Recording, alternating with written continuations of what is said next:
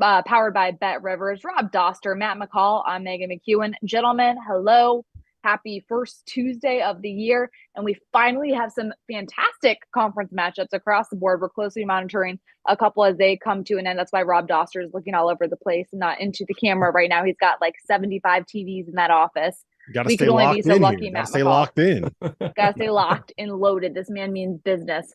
We're going to start out the show like we do every single show with our toast of the night. Matt McCall, we'll start with you first. Well, I think first and foremost, my toast wants to go to Keontae Johnson, but I'd be remiss if we don't talk about Damar Hamlin and pray for his family and everything that transpired last night in that football game. And, still haven't heard if he's out of critical condition yet, but you look at a guy like Keontae Johnson, very similar situation that happened to him when Florida was playing Florida State. Gosh, it had to have been 2 years ago now, and nobody ever knew if he would play again. And now he's at Kansas State. He's on a really, really good team. Last I checked in the game, I think he had 18, 7, and 5. And it's not about him playing. It's about how he's come back, and you can see the joy on his face that he gets for playing the game. And you could see the joy even when he wasn't playing, when he was on the sidelines at the University of Florida. So praying for Damar Hamlin and his family. And everyone affected by that. But I got to give my man Keontae Johnson a toast, and cheers to him. Cheers. Cheers. Dauster, what you got? My toast is going to go to a team that our very own Terrence Oglesby has been all over basically since he saw them beat Kansas, who just beat Texas Tech in Lubbock tonight. That's the Tennessee Volunteers. They are a top 10 team in America. They are the number 2 team currently on KenPom after they beat up on Mississippi State 87-53. They're the real deal. Look, there's no other way to phrase it. Tennessee did not allow Mississippi State to score for the first 12 minutes. Some of us may have bet on Mississippi State plus 10.5 in that game. And I may have donated some money to Bet Rivers in doing so. So my apologies, Rick Barnes. Never going to doubt you again. Cheers. Go Vols. Tennessee was up 46-22 at the half, by the way. Only allowed 22 points in the first half. So fantastic. Fantastic toast there. Honestly, I was talking about in the group chat, I'm going to toast the backboard across college basketball because tonight I've never seen more banked threes in my whole entire life amongst different games. Like, what are we doing, guys? Coach, what are y'all teaching nowadays to these players? Like, we need to get more reps in on the gun. What's going on here? Sometimes the bank's open. Sometimes the bank opens from behind the 3-point line. Shavar Wheeler, he had a couple tonight, I think. I mean, the I think bank's Casey open. Wallace hit one. That was a bank. Like, I mean, come on. But anyway, that's my to the backboard. Still counts for 3 points. Bank shot open. Cheers. Cheers to the bank. Cheers to that. Cheers to the bank. So a lot of big games tonight. We're going to start this first one, though. LSU, Kentucky. It's January, and Kentucky sat at 7-4 headed into this game.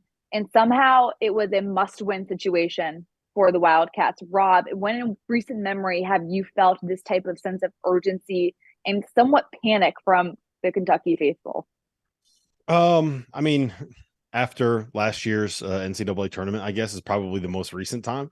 I think it's been something that's been building with them, right? You had the 2020-21 season, which was not, that was not good, right? We all know what happened there. I think you can give everybody a pass for what happened during the COVID season.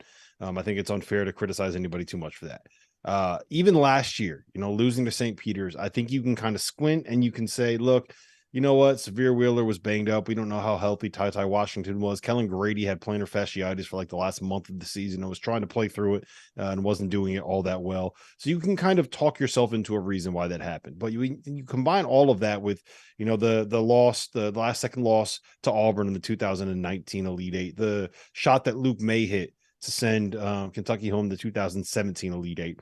The no call against Nigel Hayes in the 2015 Final Four when they could have ended up going 40. It feels like that fan base has taken a lot of punches over the course of the last 6 to 8 years, and I think that they're kind of getting frustrated with the way that the program is going.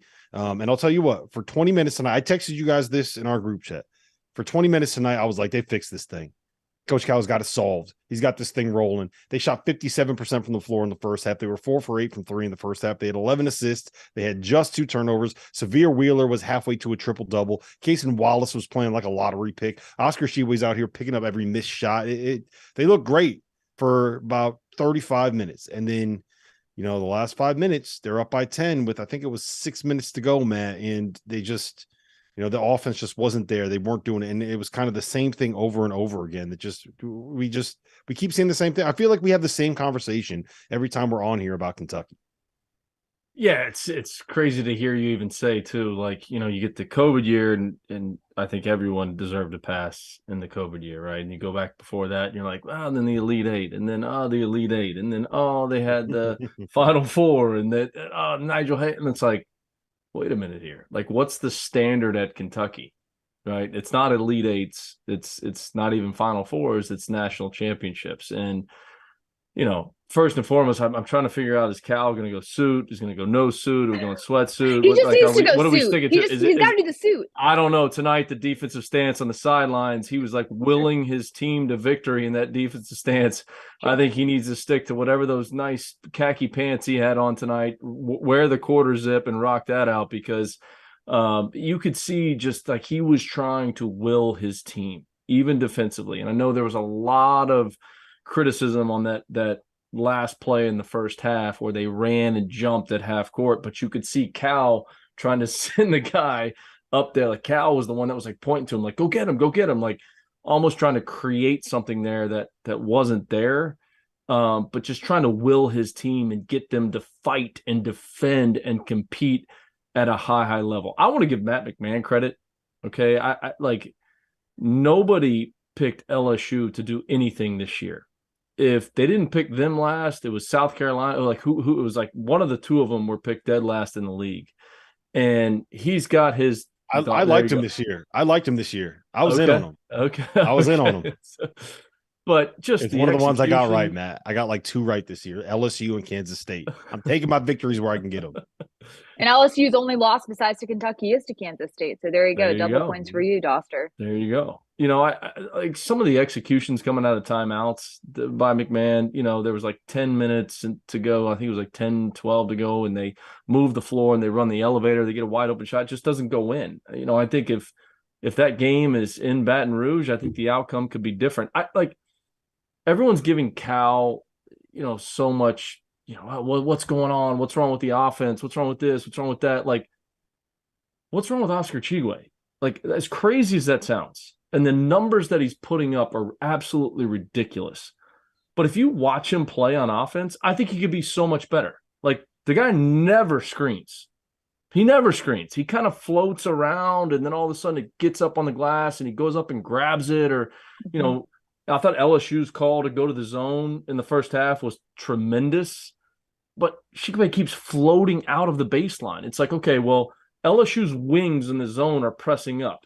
That means there's only the center that's sitting at the halo. Like, duck in or screen to get someone open and then duck in. Like, the whole zone offense where you just got to get the ball to the middle of the zone, and they did that some tonight, and I thought Jacob Topping was terrific in the middle of the zone. Yep. I thought he made a lot of good plays. But, like, why can't we be critical of Oscar Tshiebwe? Because I think that we can, and I also think that we can be critical of how Cal uses him. Right? You have a guy. I don't think there's anybody that's better than him at like sealing or creating space, or just using the fact that he's 6'9", 260 pounds, whatever it is, of solid. Like, you can't move him. How come we're not seeing offenses and sets that are designed to just kind of get him where all he has to do is turn, seal, double post entry, turn a late in? Bill Self has made a living. He's won 2 national titles doing nothing but finding ways to scheme big guys, plays where all they have to do is catch it and shoot it, right? How come we're not seeing more of that? One of the things that frustrated me, and this was pointed out by Terrence Oglesby to me today, was that he goes, watch Kentucky and see how often Tshiebwe's in the dunker spot. Like, he's never there. He's always floating out. Yeah, he's coming out. He's like out past the SEC logo. It's like, he's like, stop doing that. Like, get down on the baseline. And I do agree with you. And especially when you're playing against zone, like, everyone thinks like zone offense has to be the old like X, right? Like, you've got the bigs that are Xing off each other. One guy's at the high post, one guy's on the baseline, right? Like, then they just X. Well, like, You can run ball screen continuity and have a 5-man on the baseline that is screening for a shooter coming along the baseline. And then all of a sudden, if the wing defender takes the shooter going to the corner, now what? Duck in on the center and throw him the ball in the paint. It's one of the easiest ways to score against a zone, and they don't do that. Yeah, the one thing I will give him credit for is that he's really shortened his bench. And I know some of it's been kind of forced by injuries, but it wasn't like CJ Frederick and Lance Ware were playing all that many minutes before they got banged up, right? Damian Collins played 9 minutes tonight. Antonio Reeves played 14 minutes tonight. It feels like those numbers are a lot higher than that. It feels like that's a lot higher than it really was, because every time I looked at the floor, it looked like it was that main 5, right? Toppin, Livingston, Sheboy, Cason Wallace, Severe Wheeler. I feel like that's kind of what you have to roll with if you're Cal. You make that be the lineup that you use, and then kind of work these other guys in the moments where you need them. Whether you need someone to come in and kind of spell Sheboy the 5, you were getting killed on the glass, get Damian Collins in there. If you need some shooting, get Reeves or Frederick in there, right? But work with that group and figure it out with that group, because 1, I think that's your best defensive group, and 2, I think that is the especially with Toppin playing the way that he has, I think that's the group that you probably have the most offensive firepower with, where you don't lose, like if you have Reeves and Frederick out there, you're not getting stops, right? Yeah, you guys make a good point about Oscar Tshiebwe, like 19 points, 16 rebounds. You read that stat line, you're like, holy hell, like that's incredible. I think he could be better. Yeah, I'm with you. Here's the thing. He could potentially be an NFL tight end. That's the body he has, right? Just incredible size and physicality, yet he's a non-factor on the first shot in a possession offensively. He's great on the offensive rebound putback. No one can guard him then because no one can box him out. But at what point, to your point, Matt, is it on coach, and at what point is it on Oscar? Like when you run an offensive action and you're saying, hey, we're running a middle ball screen. And that's a little bit difficult because of 5-man, a lot of guys go under. And if he starts twisting screens, and he's going to pick up an illegal screen. But like if they're running a screening action, like a lot of times when you run screening actions, and they don't do it like a ton, but if like you're running a screening action, it's for 2 things. 1, to get a guy a 3-point shot, or 2, to get a post up. Like that's it. Like nobody runs screening actions to get a mid-range jump shot anymore. So if you're running a screening action, he's got to screen and then duck in and post up to get himself open. Even if they're running spread pick and rolls, like screen and roll to the back, he has to screen to get himself open. He doesn't screen enough. I mean, what really bothers me with this group, Matt, is I think if you go look at Purdue, right? I think that Purdue is going to be like, they're kind of a similar build in terms of how they want to play versus Kentucky, right? They both have a big guy that really can't do much defensively and can't do much outside of like 8 feet from the rim, right? They have 4 guards, 4 perimeter players around them. Believe it or not, this might shock people listening to this. Kentucky is a much, much better 3-point shooting team than Purdue is right now. Purdue is outside the top 300 in 3-point shooting percentage so far this season. Kentucky's shooting like 37% from 3. They're on like different spectrums. But if you look at what they run, Purdue is one of the most efficient offensive teams in college basketball. Now, a lot of that has to do is because they have the big fella Shaq Edey, not Zach Edey. It is Shaq Edey from now on at the 5. Did you trademark that? I need to. That needs to be a shirt. That needs to be a shirt. That needs a shirt. We do. But the other part of it is the actions that they run. Right, when you get a lot of movement offensively, when you're running the ball around, when you're swinging the ball around, when you have guys moving, when you guys have cutting, when you're playing a 2-man game and trying to get the ball into the post with somebody, if you just have simply a stagger screen on the other side of the floor, then all of a sudden that forces the defense to have to play one-on-one in the post. Simple stuff like that. And that is not what Kentucky's doing. And that's what frustrates me. Like that, to me, that is really, really basic stuff. And to your point, you're forcing the defense to have to think every single every single second of that possession. And they're not doing that whatsoever. Yeah. And this is why. So the low man, for people that aren't into the X's and O's, right? The low man is the guy that is in charge of figuring out, like, am I going to help on the guy rolling to the rim? Am I going to be there to try to catch a lob, someone throwing it over the top if someone's fronting him, right? And the low man is always the lowest person on the weak side of the floor, the person that's guarding the lowest player. If you have movement on that side, defenses get confused. They don't know who the low man actually is, right? Or the guy that thinks he's a low man, if somebody moves, all of a sudden you got a wide open 3-point shooter because he got lost. Like, movement on the weak side of the floor is just so important to finding ways to make everything work.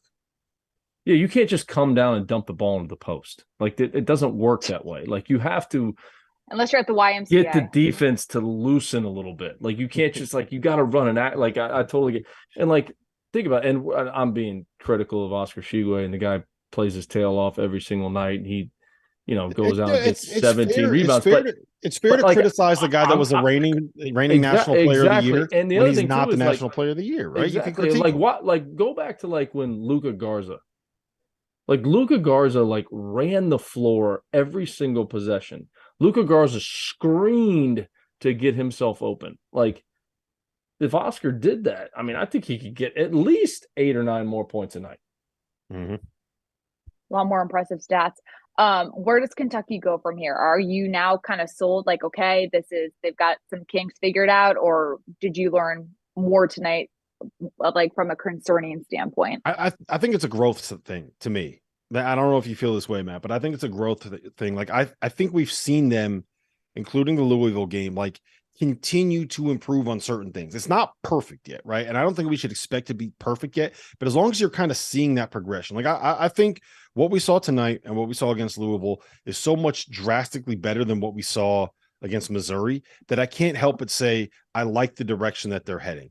I don't think that they are a team that is capable of making a deep run in the tournament right now. But if they put together 2 halves like they did in the first half tonight, and you take what is a typical defensive effort from them, and we get that, and you combine those 2 things, that is a team that I think can find a way to make a run. So they get South Carolina next, then they're at Tennessee on Saturday. I think they're at Alabama next, then South Carolina, then at Tennessee. So like we're gonna know a lot about this group in the next 10 days. Yeah, and I think we're probably gonna have a lot more conversations about them, a lot more stress. Kentucky fans are gonna be Big Blue Nation. Love you guys. You're gonna have a lot He's of great an ally. hands. Rob Dauster is a Kentucky ally, folks. I want them to be good, man. 1, it's good for business. 2, I think it's good for the sport. It's good for college basketball. They're good. It's good 100%. For college basketball. I think they won 2 games they're supposed to win.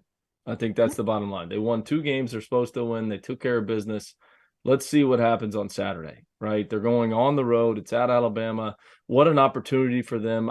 I said it last week on the Field of 68. I was like, they got some work to do in terms of getting in the NCAA tournament. I'm not saying stamp they're an NCAA tournament team right now, but that game on Saturday. Beating Louisville at home doesn't move the needle? God, you're such a hater, McCall.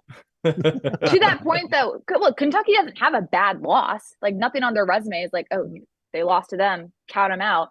Still a lot of time left with this team, so it's going to be interesting to see how it plays out. Let's move on to Kansas and Texas Tech, which was a really fun game. It went down to the wire tonight. I mean, Texas Tech started out strong. I thought that maybe they were going to kind of blow the game open at one point in the first half, but Kansas did Kansas stuff. Matt McCall, what stuck out to you? Business as usual for Kansas, right? I mean, you watch them in this game. It's like they never get rattled.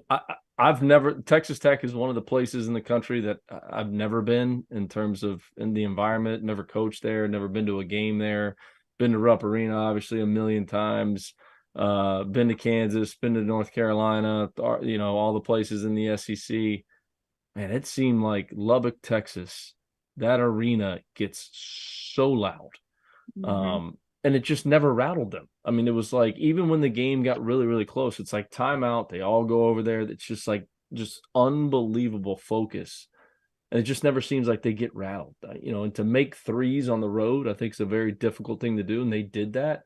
They showed that they're the best team in the country as of right now. Big win, Rob, on the road. Hot take. That's not a hot take. I mean, where are they ranked in the polls right now, according to all the experts? They're third. They're third, right? They are on even after the Purdue loss. Yeah, even after the Purdue loss. Mm-hmm. Well, they'll probably jump up to second. Houston's going to end up being first next week when the new polls end up coming out. They are fifth on KenPom. It has not yet updated for this win, but I don't hate that. I don't hate that at all. You're not. It's not by any means far off. And I don't think they played great on Saturday versus Oklahoma State. Obviously, I don't think the matchup was great for them either. I think Hey, Matt, hold on, not to cut you off, but I do think we have a guest here joining us. We do. We got KJ Adams with us. The game sealing dunk in this one. You're talking about game sealing threes, Matt McCall, but game sealing dunks might be a little more impressive, especially on the road in hostile territory. He's hopping on with us right now. This is what our live streams are like, ladies and gentlemen. This is the way that we work it. You never know what's coming. Yeah, we never know what's coming. There he is. And now we do. The man of the hour, KJ Adams. You are live, sir. Rob Dauster here. I got Meghan McKeown and Matt McCall here with, first and foremost, man, congratulations on the win. Thank you so much, and thank you for having me. Take me through. You had the game sealing dunk. Just take me through what you saw in that moment. Take me through how quiet that building got and how nice it was to kind of silence everybody. Well, it was kind of like a broken court. I think we kind of broke their play up a little bit, so they didn't know what to do. I think someone fell, and Kevin got the ball, and I just started running. It was kind of like the instinct. You threw the ball over the top, and I saw a bot show in the corner of my eye going, so I knew I had to dunk it hard or it was going to be a block or a foul. KJ, you guys obviously had a win at home versus Oklahoma State this past weekend. You go on the road, quick turnaround, seemed like an unbelievable environment tonight, and you guys, nothing rattled you. Nothing rattled you at all. Talk about the poise your team played with all night. Just going into timeouts, you guys just looked tremendously focused. I think when you have people like Kevin, Jay Will, Juan, they all have been in big situations before, so their confidence kind of reflects on me a little bit, so it makes my job a little easier when you have a bunch of confident teammates around you every second. KJ, you guys have been so consistent this year, and there's always that mounting pressure on you, which comes with being Kansas and always being a top team in the country.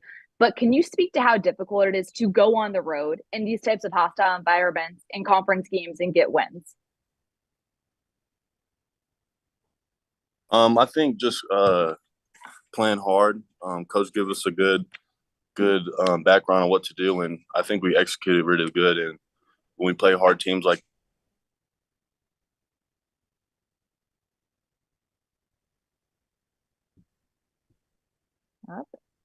I think KJ might have froze. Hopefully, he might have froze on us. Might have froze on us. Anyway, KJ Adams, 16 points, 5 rebounds, 4 offensive boards tonight. The star of the night. I said it the other day on one of my podcasts, guys. KJ, you back with us? You talked about how great that arena was, Matt. There's too many people in there for the cell phone reception, man. Yeah, there's no Wi-Fi. I had another great question for him too. I was going to ask him a question about Norm Roberts, assistant coach there. When he was an assistant coach at the University of Florida with me, we'd play noon ball, and he used to always yell at me to go to the offensive glass. I used to say to Norm, like, Norm, I'm not going to the offensive glass. Okay, I'm standing out here and shooting jump shots. Stop yelling at me to go to the offensive glass. So I wanted to ask KJ if Norm yells at him to go to the offensive glass. Oh man, that would have been a good question too. That would have been a great question. Maybe we'll get him back on at some point over the course of the season to ask that hard hitting question. Kansas plays great tonight. Let's switch to Texas Tech for a moment, because there were a lot of great moments that we saw from them, specifically from a 3-point shooting standpoint. And Isaacs, man, Pop Isaacs. First off, best name in college basketball, one of. Fantastic stuff. But from him to like get the things going on early from a 3-point shooting perspective, what impressed you most about his game tonight, Dauster? I didn't necessarily realize that he was a guy that was going to be a shooter like that coming into this season. Right. I thought he was more of a kind of a point guard, more of a facilitator, a little bit of a flashy dude. He had kind of that reputation coming in. But he was drilling shots. My biggest issue with Texas Tech has nothing to do with the offensive end of the floor. I'm just not convinced that they have the personnel and the framework to be able to play the kind of no middle defense that made them that kind of made Mark Adams who he was for this group, right? Like the no middle defense, you just kind of, it is exactly what it sounds like. Once you get somebody on one side of the floor, you do whatever you can to keep them on that side of the floor. You pre-help, you try to force people into charges. That's why you always see Texas Tech teams take so many charges. And I don't want to say that that's a gimmicky defense, but I think it's something where you can kind of scheme your way into breaking it down, throwing skip passes, kind of going short on the drives, finding people on the weak side of the floor, big playmakers. And if you don't have absolutely elite on-ball defenders and guys that could just hawk you, I just don't know if it's something that can work at the level that Texas Tech is going to need it to work to be in the mix for winning a Big 12 regular season title. Because that league, we talked about it the other night, man, there isn't a team in that conference ranked outside of the top 45 in the net or on KenPom. The I'm doing air quotes here, the worst team in this conference coming in, it's not going to be after tonight, but coming in was Kansas State, who just put up 116 points on the road at Texas. Yeah, I mean, listen, and we talked about this in the group chat earlier, just about the no-middle defense. And, I mean, I would say probably 75% of the country doesn't want the ball to get to the middle of the floor. But when you're out there pressuring the ball at the logo, you have to have elite on-ball defenders, because once we say this all the time, like when we're playing against a team that wants to pressure all the way out there at the logo, whether I was a head coach or whether I was an assistant coach at Florida, keep the ball in the alley, run some type of middle pick and roll, and then you're going to open the whole floor up. Like you kept seeing Kansas, right? Texas Tech doesn't want the ball to get to the middle of the floor, so Kansas is driving at baseline, and what happens? The opposite wing dives to the dunker spot right at the top of the halo, and they're getting dunks, and that's what happens. But if you're going to hawk the ball at the logo, like you said, Rob, there's got to be elite on-ball defenders, elite, where you can't give up space, because you can sprint your 5-man up there and set a ball screen at the logo, and now the whole floor is opened up offensively. And I mean, I know Kansas is a really good offensive team, and I think that defense plays into Kansas's hands, even though they only scored 32 points in the second half. But they had 43 in the first half, and then just they had tremendous poise down the stretch to win the game. Yeah, like it worked last year. They were the number one team in defense on KenPom last year, because they had 9 guys on the roster that were all like 6'5" to 6'8" with long arms, super athletic, all of them old and upperclassmen, like 21 to 23 years old. Now you're playing a 7-footer and Daniel Botzer out there. You got a freshman point guard and Pop Isaacs. Like you don't have the pieces that you had last year. And I don't know if it necessarily works with the pieces that you have this year versus what you had last year. Can I ask you guys about Kansas? Because we just had KJ Adams on here. I think that he is the piece that makes Kansas good enough to go back to back, right? Like I love Jalen Williams. Grady Dick's really, really good.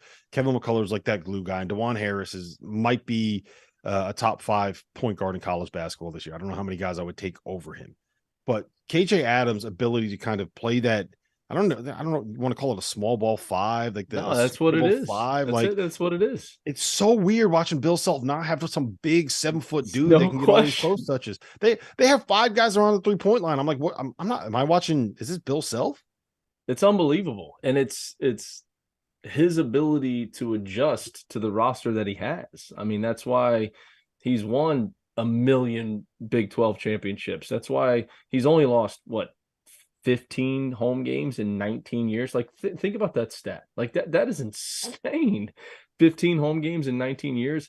I mean, I think, McCullough is just such an X factor, and just the motor that he plays with. And like, you could see that game was important to him tonight, like rightfully so, but he didn't seem like he got caught up emotionally in what was going on in the game. He just played and did what he does and made game-winning plays. So, do I want them to go back-to-back and be the first team since the University of Florida, 06, 07 to go back-to-back? I'm not rooting against them, but I think they definitely have I'll be honest. Look, we're honest. Norm Roberts, I love Norm. Norm's my guy. Norm, even though he yelled at me about going to the offensive glass, Norm's my guy. But I think there's great parity in college basketball this year, so I don't think you can say, hey, they're the clear-cut favorite to win the national championship. I think over the next 6 to 8 weeks, we're going to have multiple number 1 teams in the country. That would just be my opinion. But yeah, they're going to be right there, and no question have a chance to get there.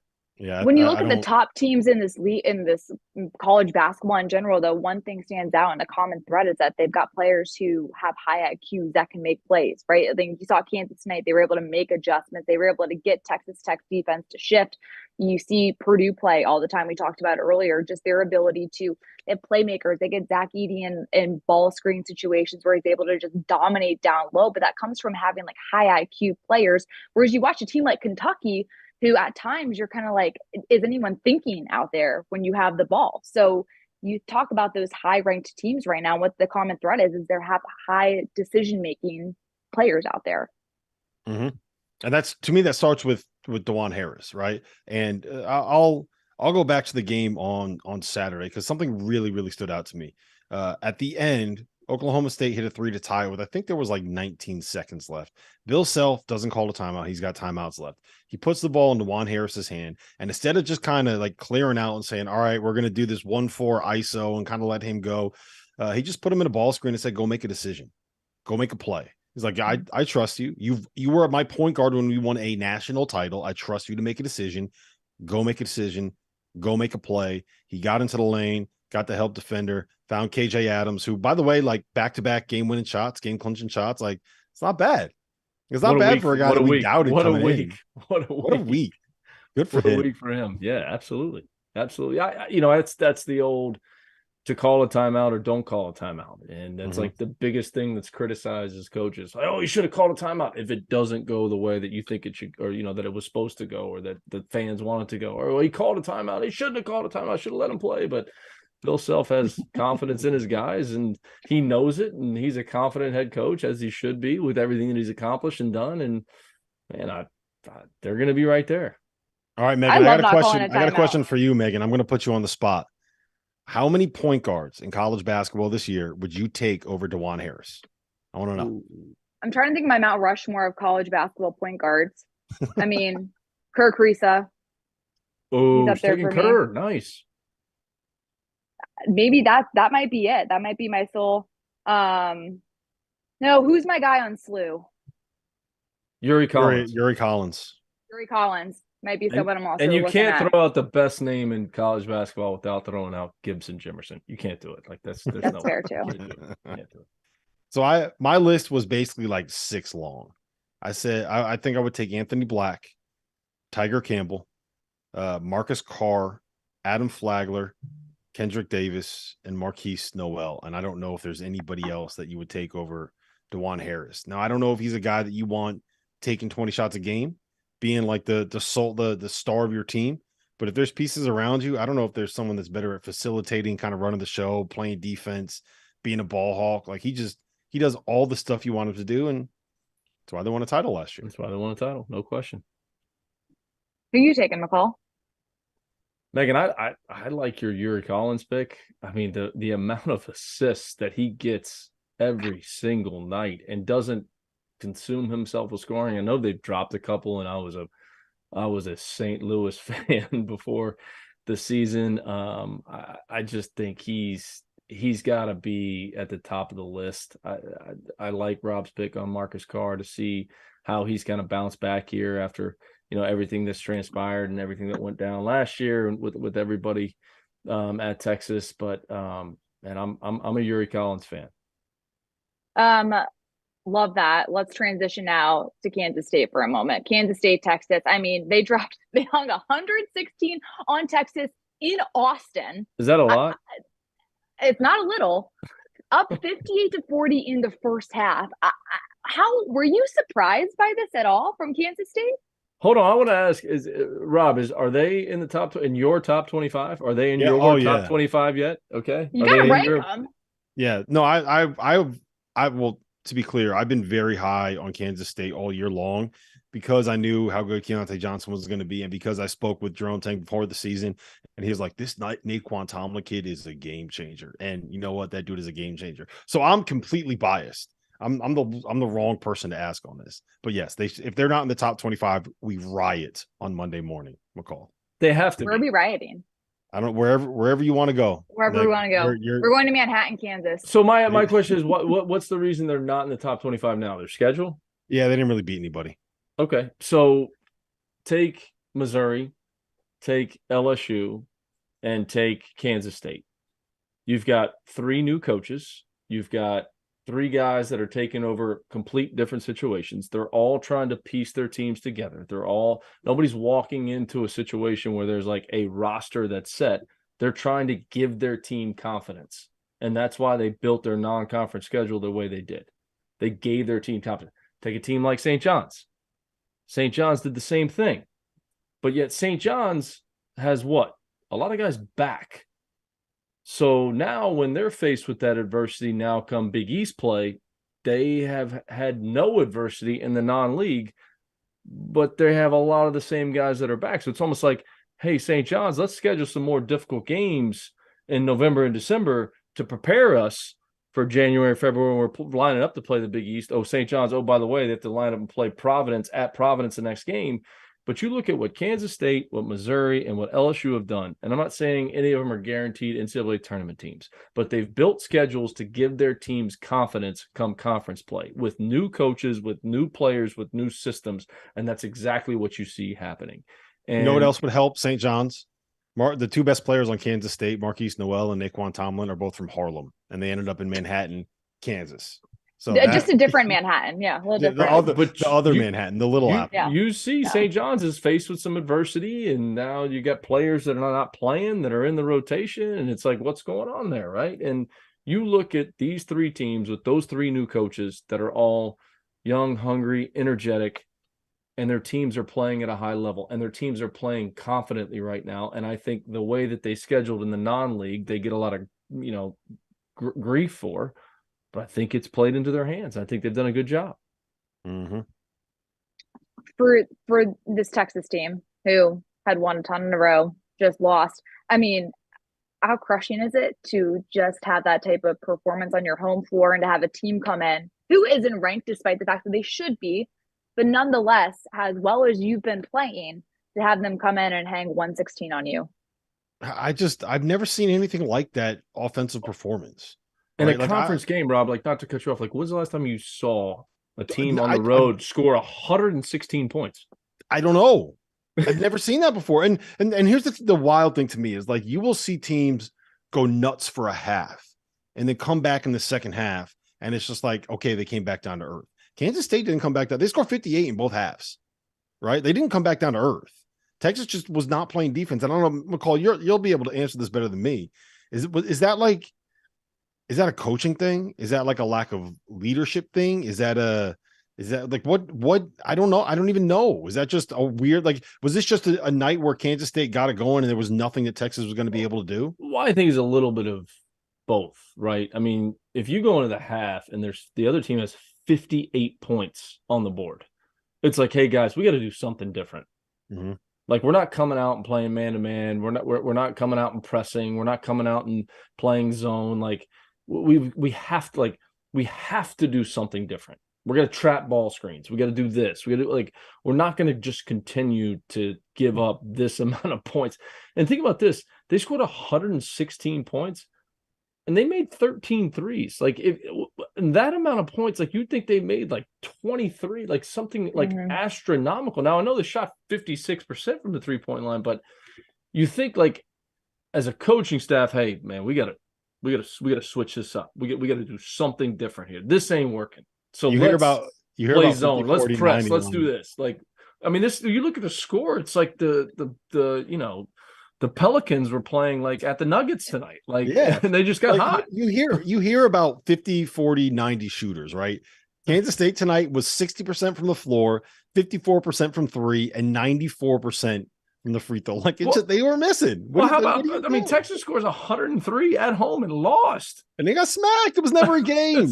It's unbelievable. Never a game. Well, how about the fact that you've got Markquis Nowell, who drops 36 points. He's 6 for 10 from three, a perfect 12 for 12 from the line, which I know, Coach McCall, you like to hear those types of numbers. And look who's with us now.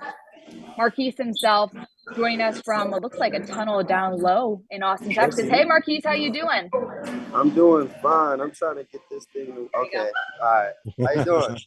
Hey, good. We got Rob Dauster, Matt McCall, and Meghan McKeown with you. You're live with us on Field of 68 After Dark. Y'all hung 116 on Texas at Texas. What was the key to getting the scoring going early in the first half? I want to start off by saying I want to give all the honor and glory to God himself for allowing this to be possible, because without him, none of this would be possible. But to answer your question, man, you got to give credit to Texas. I feel like they bring the best out of, every team that they play, and they brought the best out of us today.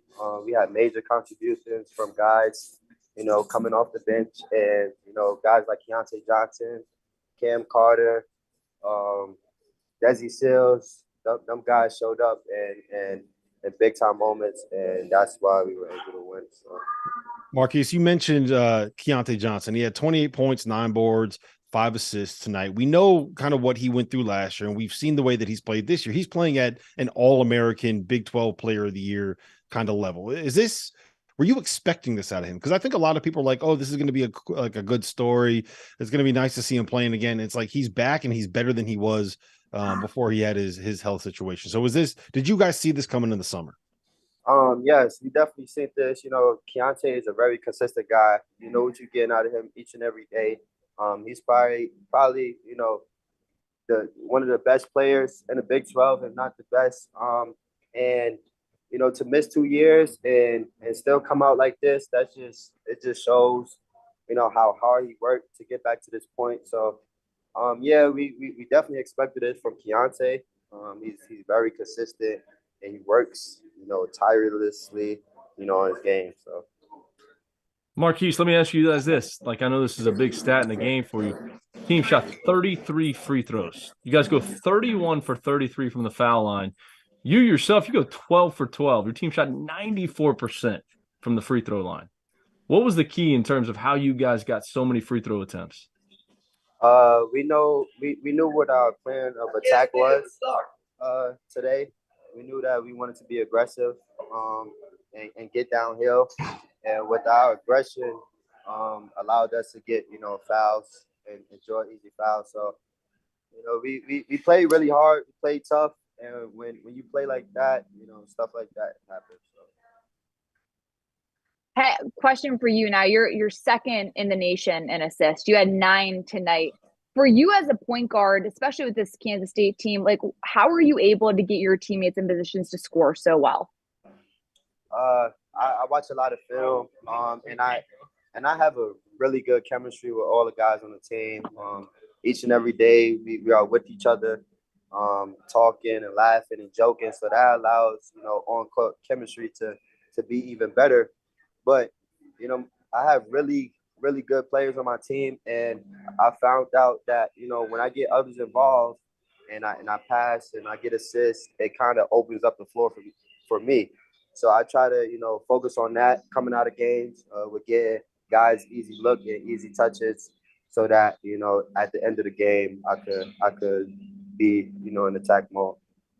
So last season, Markquis, when you saw Jerome Tang, he was coaching for Baylor. This year, he is running your program. What's been the biggest difference with him there? What is you're 13-1 this season. What has he provided that has gotten you guys off to the start? Man, that guy is incredible. Each and every day, you never heard a bad story about Coach Tang. And every day, he tries to teach us life lessons, through basketball. We have Sunday dinners at his, place. And just what he brings to us, he brings a certain level of confidence each and every day that, K-State needs. He brings a certain level of tenacity that we need. And he's a really, really good coach with X's and O's and end game adjustments. So, I mean, he waited 19 years for this moment. And, God placed him, in K-State, hands at the right moment, and he's taking full advantage of it. Markquis, I got one more for you. So Naquan Tomlin is a guy not a lot of people knew about. He's from Harlem. You're from Harlem. Are we crediting you? Was that your scout? Was that your recruit? Man, yeah, I helped a little bit on Naquan because he's a New York native, but that's another guy who gave us big time minutes today, coming in second half aggressive, even though he had those 2 quick fouls. But yeah, Naquan is a story that most people should really read on. Best kept secret. That's what I'm calling him. Best kept secret. He's definitely that. And you'll see that more this year. So, hey, last one for you from me. How different is Manhattan, New York from Manhattan, Kansas? Oh man, it's just more buildings. That's all. That's it. That's it. Great answer. Great answer. Keep it simple. Hey, you guys are 13-1 now. What you guys talk about? You're not ranked yet though in the top 25. What's this team's mentality right now after knocking off Texas on the road? Our mentality is, we're gonna celebrate this win. This is a big time win for us, and it probably get us in the top 25. But after today, we've done celebrating. we're going to go on to the next thing and focus on, another tough opponent, which is Baylor. And Coach always talk about, 1-0, what's next? So we're going to have fun tonight, and then tomorrow we'll start to lock in. All right. Well, thank you so much for joining us, Markquis Nowell. Safe travels back home. I know that travel back is going to be a lot better after a win. Yes, thank you. Happy New Year to all of y'all. Happy New Year. Happy New Year. Well, it's so true, by the way, that ride back, plane ride back, 100,000 times better. There's nothing better. After a win. There's nothing better. I like how you guys are talking about plane rides. We had 6-hour bus rides where we got a It doesn't matter if you win on a bus ride. We got to that was great. We bussed back one time after beating LaSalle on the road. We bussed back to Amherst like in a snowstorm, and it took like 12 hours to get back. It didn't matter because we won. It's like there's nothing better that ride home after a win. I don't care if you're on a bus, plane, in an airport, waiting on a commercial flight. There's nothing better. That's honestly the best time to like bond and build team chemistry. No Get along with people. You're stuck in the bus. Like, what are you going to do? What you got to play do? cards. You got to talk. Yeah, exactly. You know who's got a really bad ride back home tonight is UVA. Lost on the road at Pitt in the game situation. They lost 68-65, and they were leading by 10 at the half. And you saw typical UVA basketball. You saw disciplined offense, disciplined defense. Like, I love watching their brand of basketball in the first half, but then we got to give a little love to this Pittsburgh team, don't we, McCall? That's exactly what I was about to say. I mean, we're but talking before we do, can we give a little love to that do. segue? Like the good job, Megan. Did you see it? Hear that? All right, go ahead, McCall. Sorry. Yeah, I think Pittsburgh's coming off an emotional win versus Carolina at home. And they followed it up again tonight, just handling business by beating Virginia at home. Like, I think you got to give Pittsburgh credit. Like, forget what Virginia didn't do. How about what Pittsburgh did do? They've won 2 high-level games going into the season, and I've talked about this before. Jeff Capel was on the hot seat, right? And everyone was like, oh, the Pittsburgh job's coming open, and he's able to block all that out and put us – I mean, what are they in the ACC right now? Are they undefeated? Undefeated, right? Mm-hmm. And just to block that out, get his team focused and playing the right way. Jamarius Burton started his career at Wichita State, transferred to Texas Tech. Now he's at Pittsburgh. I mean, he's not only a high-level player, he's a high-character kid. Recruited him a little bit when I was at UMass. I never forget, I walked into his living room, and he had on his living room wall every single school that was recruiting him, and like facts about schools like pinned up on his wall in his living room. And it's just like shows you like this kid's all about business. Like he's all about making the right decision. And to see it all coming together for him, those are the kind of guys you root for. But man, tip your hat. It's not what Virginia didn't do. Tip your hat to Pittsburgh, man. They're playing well. They've blocked out the distractions, and Coach Capel, man, kudos to you. And they still don't have the guy that we all thought was going to be their best player coming into the season, John Hewley. Yeah. He hasn't been playing. I think he played the first, I want to say it was the first 7 games of the season, and then he hasn't really been back. College basketball is better when Pitt is good, right? Like I grew up on Big East basketball, right? I grew up watching the Brandon Knight teams go to war with UConn. I grew up watching those teams play Villanova. One of the best memories I have of being a college basketball fan was the Pitt Villanova Elite 8 game back in 2009. Like, you remember that unbelievable game? Yeah. When Pitt's good, that fan base is loud, it's rowdy, that building is packed. It's one of the best home court environments you can get. So I'm just glad that they're back. Like, I'm just glad that there's a place like we can talk about Pitt Panther basketball and be able to have good things to say instead of making fun of the program or making fun of Kevin Stallings or whatever we're normally doing. Or who's the next head coach? Oh, who's the next guy to get the pitch up? Who turns it around? Here we go. Turns out it's Jeff Capel. Like, exactly. And the thing about it is, like, I don't think this is a fluke either, right? I know they had a rough start to the season. They lost 3 of their first 4, but they got dudes. Right. And so much of winning at this level comes down to whether or not you have the talent to win at this level. And Jeff Capel's got dudes, and he's had dudes in his program before. Problem was 3 years ago, it completely blew up because there was team chemistry stuff that just didn't work. Maybe they need to take bus rides in the snow with you, McCall. I don't know.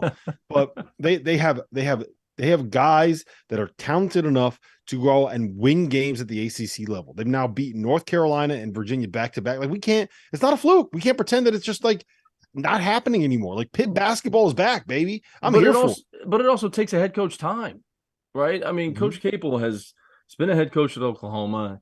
He's been at VCU. Like, he knows what he's doing. He's coaching the NCAA tournament. He takes over a place where, when he took it over, it wasn't in a very good place at all. He's got to figure it out a little bit. Like, who are the guys that I can coach? Who are the guys that are the right fit for this program? How can we get it right in the locker room? And that's what he's done. And you see what they're doing right now. Mm-hmm. So they've now knocked off North Carolina, UVA, Syracuse as well in ACC play.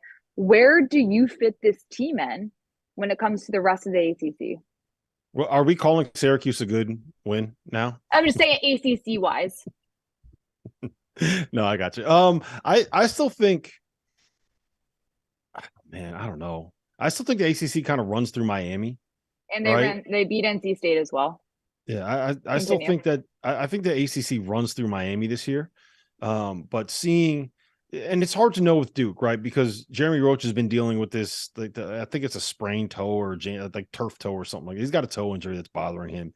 And without him on the floor, it kind of changes who Duke is. He's really their only point guard.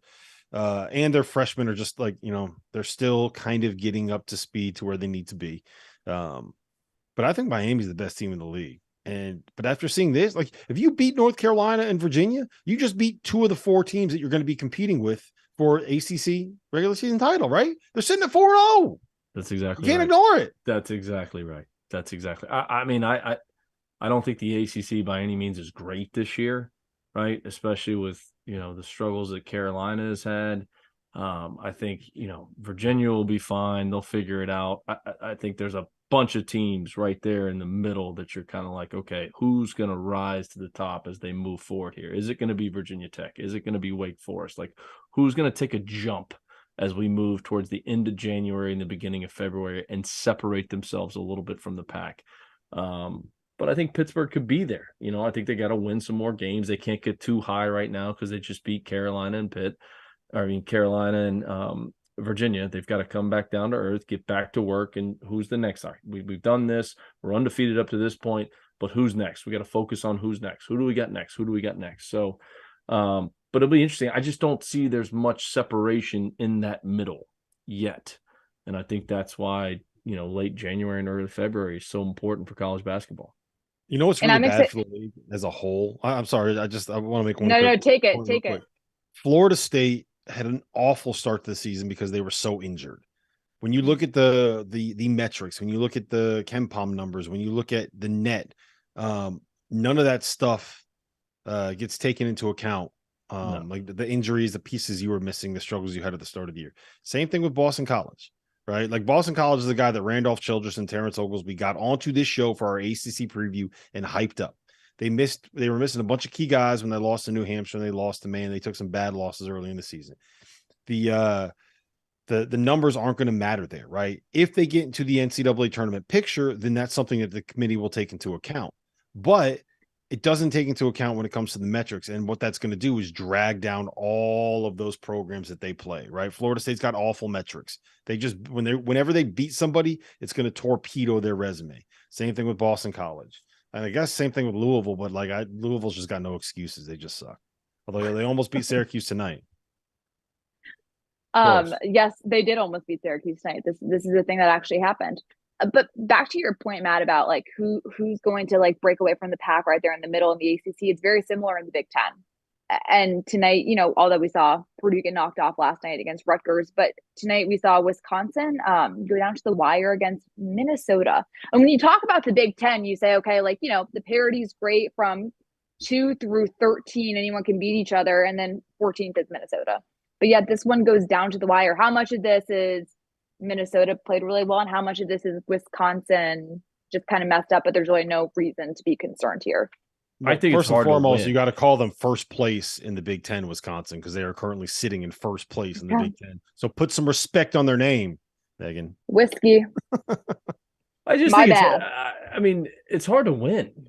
right? I don't care if you're playing at home, playing on the road, whatever it is. I mean, to put your best foot forward every single night, like it's hard to win. And, if you're playing against the Minnesota team whose backs against the wall, who haven't had much success, they're not just going to roll over and just, hey, we haven't played well. No, they've got some pride. They're going to show up and play and compete at a high level. Like it's difficult to win. And everyone's like, oh man, they almost lost it. You get into conference play. Listen, in 2014, we went 18-0 in the SEC, right? And Auburn was one of the lower teams in the SEC, and we almost lost to them twice. Like it's hard to win. We almost lost to them on the road. We almost lost to them at home. Like it's like those teams are going to fight. Like everyone's going to fight. They have some pride, and you've got to put your best foot forward. And if one night the ball's not going in the basket and the other team gets hot from behind a 3-point line, or you're struggling against a zone and whatever it may be, it's just hard to win. So I wouldn't look too much into it for Wisconsin.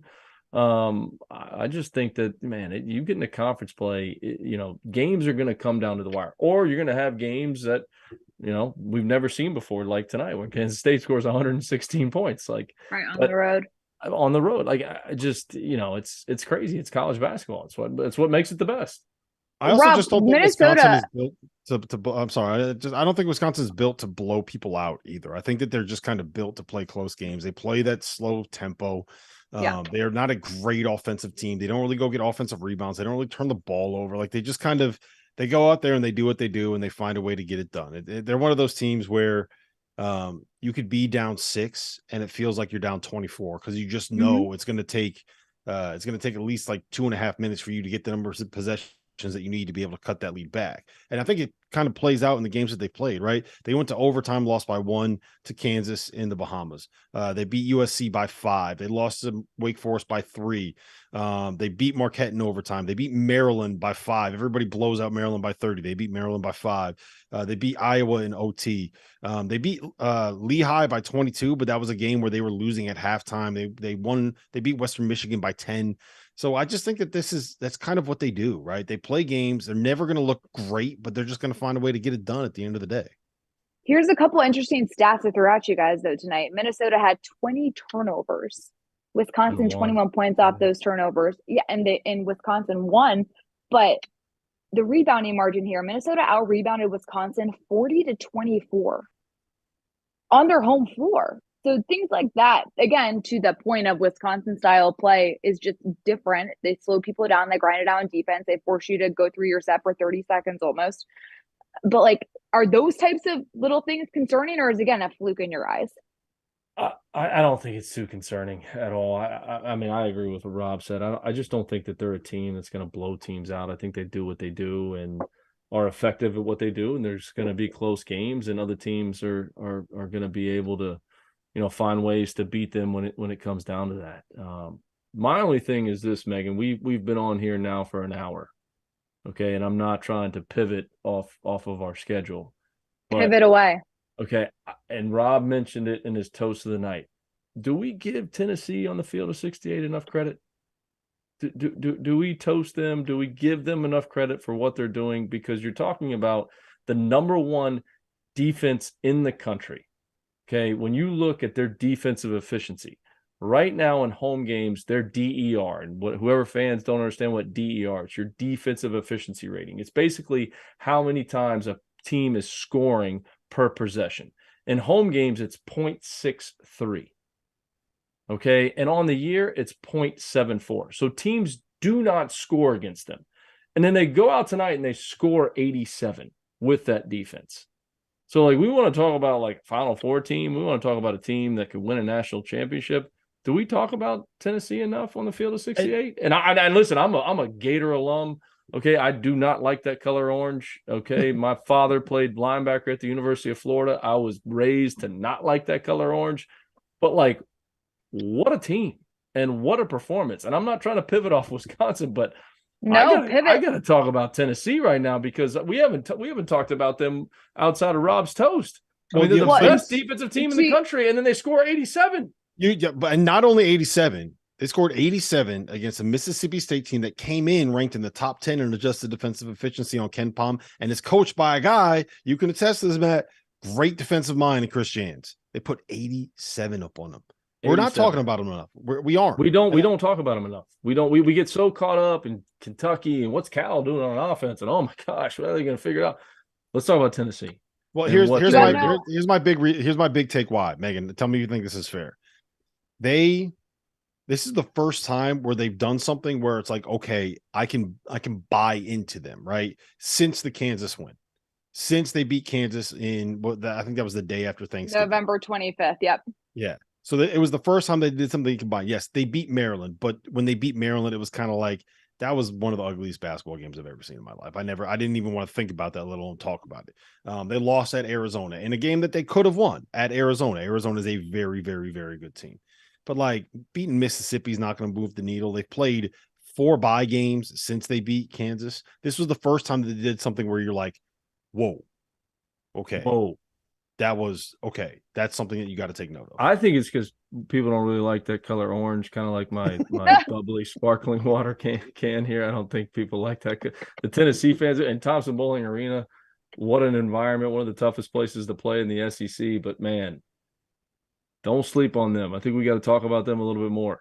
We do. That's fair because we talked about them a ton when they lost to Colorado at the beginning of the year. There you go. And it just See? goes to show you the longevity of a season and stuff that happens in November. By the time January comes around, people can be singing a completely different tune. No question. We have a couple quick questions in the chat. They wanted they wanted some questions answered. One of them is Purdue overrated. No. I don't think so either. Yep. One word answer. No. How about I'd like to know when the first Hurley technical foul comes tomorrow night. UConn is playing at Providence tomorrow night. When's the first Dan Hurley technical foul? Over under second media timeout. I'm saying he doesn't get one.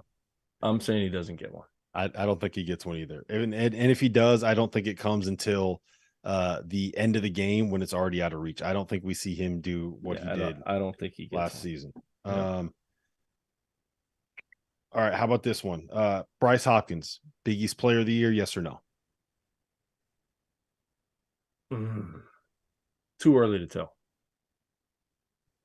I think he is. Okay.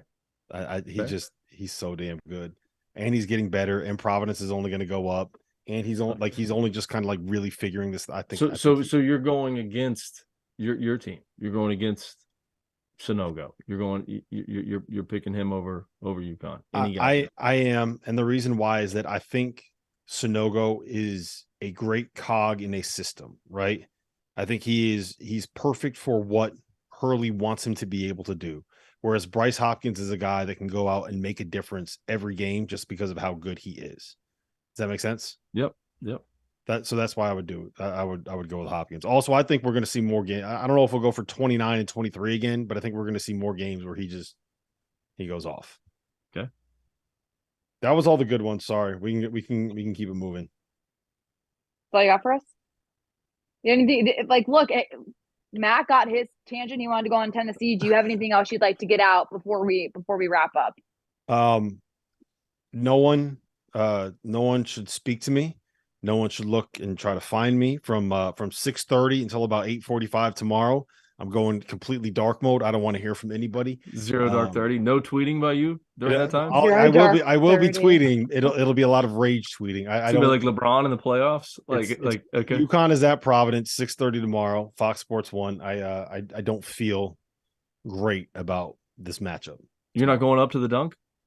Well, first of all, it's the amp right now. I'd coolly be very upset with you if you called it the dunk. Sorry. I will never call it the amp. It's the dunk to me. It's the dunk. It's the dunk.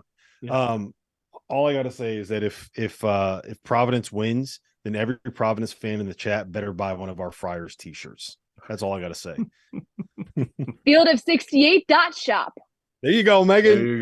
Get on there, get your stuff. Kentucky fans, you didn't wear your Gravy Dick shirt tonight. You had it on standby, I'm sure, though. We got all sorts of stuff there. Instead, this is what happens when we trust Goodman to get us our interviews. We get guys with no Wi-Fi and not the guy you wanted. No. Unbelievable. Goodman's still on sabbatical. He's on sabbatical. He's looking at real estate right now, literally. Oh, here's one for you real quick, guys. Rick Pitino to Georgetown. Yes or no? Oh, I saw this with you the other night. I don't know with you, Chad. I saw your prediction the other night. Oof. Do I think he stays at Iona? No. Do I think he goes to Georgetown? Would I like to see it? Yes. I think it's more likely he's living in Tampa than living Okay. in Washington, D.C. Okay, I But got a it's real great in the summer. It's warm in the summer. You never know. I love that idea. I got one more for you. I want like an honest opinion on this because this I kind of fuck around with the Ed Cooley thing, and I think it's Rick Pitino would crush it just about anywhere. What about Micah Shrewsbury at Georgetown? He's got the personality to deal with the kind of drama in that city and dealing with some of those power brokers.